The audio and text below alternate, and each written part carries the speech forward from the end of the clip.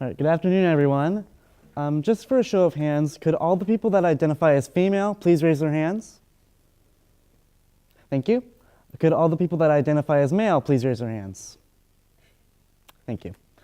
According to a survey in 1998 by the National Institute of Justice and Centers for Disease Control and Prevention, 1 out of 6 women and 1 out of 33 men will become victims of rape or sexual assault.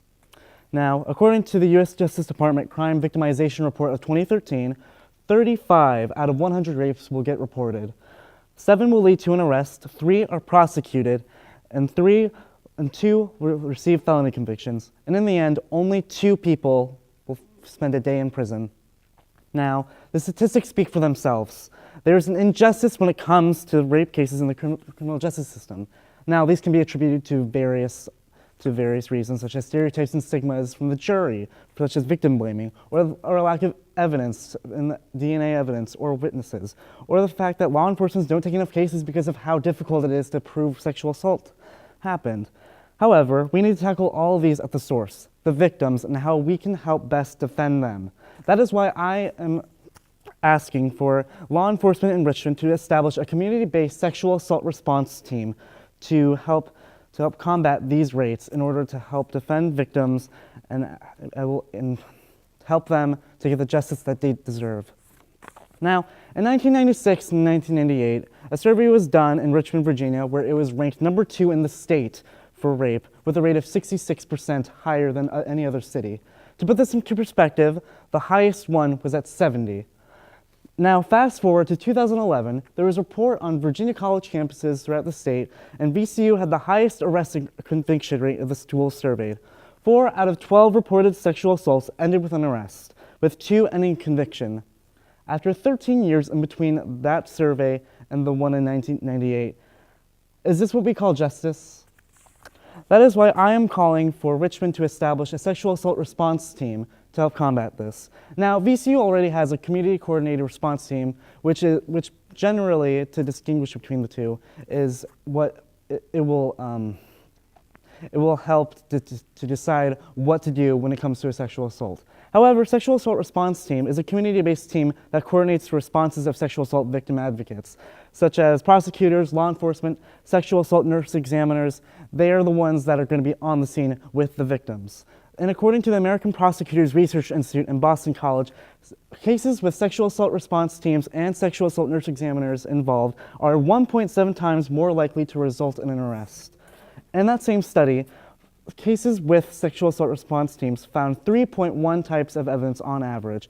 Cases with only sexual assault nurse examiners found 2.6, and cases without any involvement ended up with only finding 1 type of evidence. Now, there are other solutions that are being tried with other areas. Now, legislation is a popular one. The president of the Rape, Abuse, and Incest National Network, Scott Berkowitz, suggests this, saying, Congress can pass the SAFER Act, which would create a national registry of forensic evidence from sexual assault cases. The SAFER Act would allow costs to tackle the status of evidence testing by jurisdiction. It would help us eliminate the DNA testing backlog once and for all. This is a great idea. But the thing is, the last time the SAFER Act was in committee was in January 23rd, 2013, more than 2 years ago.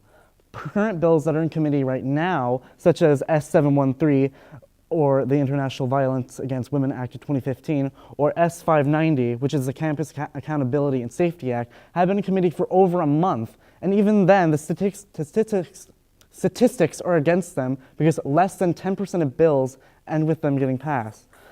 So that is why I believe that establishing a local sexual assault response team will help us. Now, there are various reasons why people may be against this. People think that cost is going to be an issue.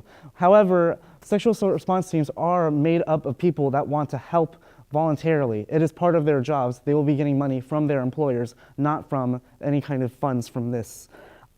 Also, forensics exams will be covered by the Criminal Injuries Compensation Fund in Virginia. It will pay for healthcare providers directly for this. So it will be at a very low cost at maximum for us to establish this. So that is why I ask you all to keep in mind that as a system as it is now, 2 people out of 100 rapists will spend a day in prison. Please keep this in mind, make a stand for victims' rights, and keep rapists behind bars by going for the establishment of a sexual assault response team in Richmond. Thank you.